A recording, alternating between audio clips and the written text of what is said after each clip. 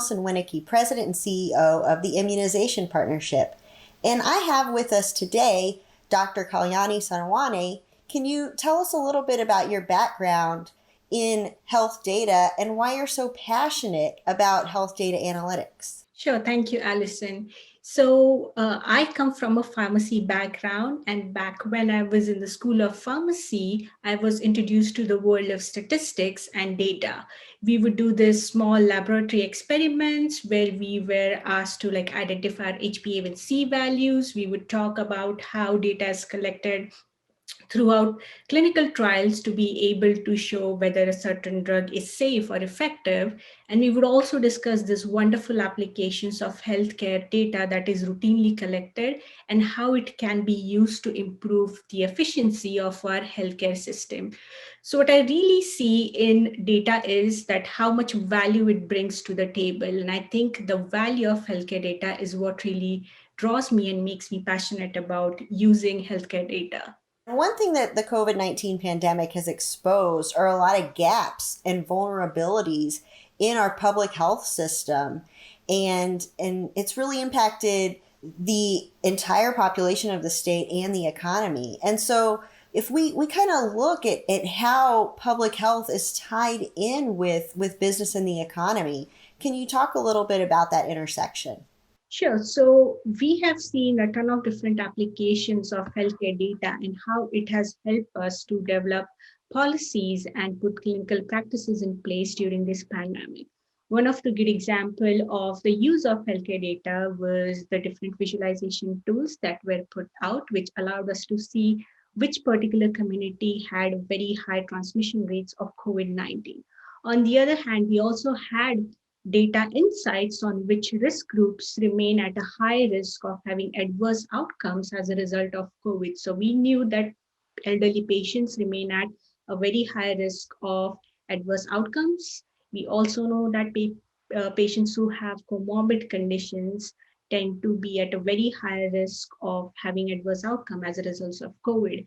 And as we've seen this new data on surveys on who would want to get vaccine versus who do not want to get vaccines, we are now trying to identify which particular subgroups in the population are going to be at risk. When we talk about policy making, and here in Texas with the Texas legislature, how can our legislators use some of this really valuable public health data to help get us out of the pandemic in Texas and protect our economy, and also protect us from a further public health catastrophe, trying to plan ahead?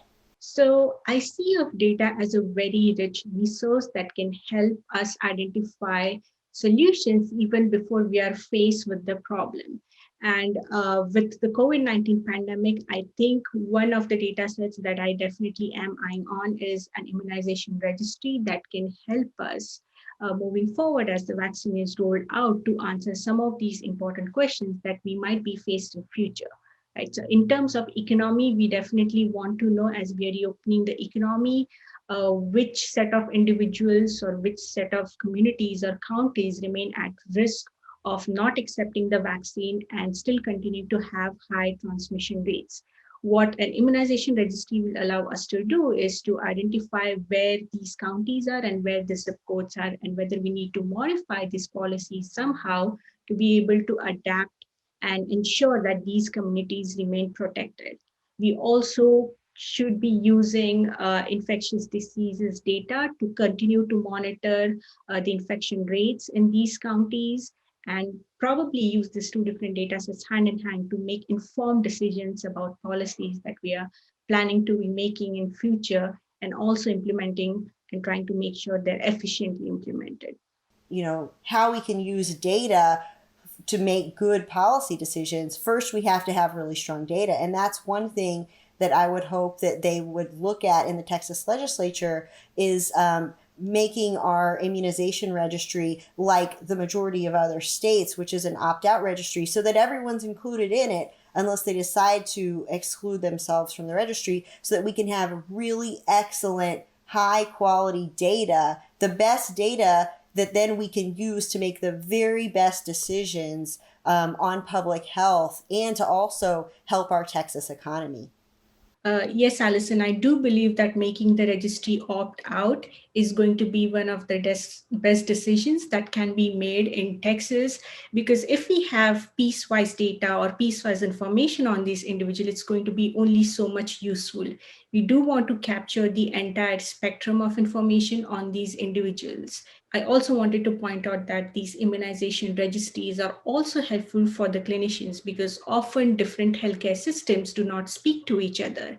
And by having a centralized system in place that allows you to track immunizations, what it does, it allows your healthcare provider to see historically what immunizations you have received. So you're not receiving the second or third shot or Tdap when it's not necessary. On the other hand, this information is also useful to people like me, who's a researcher, and also policymakers, because it really allows us to use the data to make informed decisions. Well, thank you so much, Dr. Sonawane, for sharing your expertise with us today. And I invite our viewers to check out our website at immunizeusa.org for more information about our immunization registry and ways that we can improve it through the policy process. Thank you so much.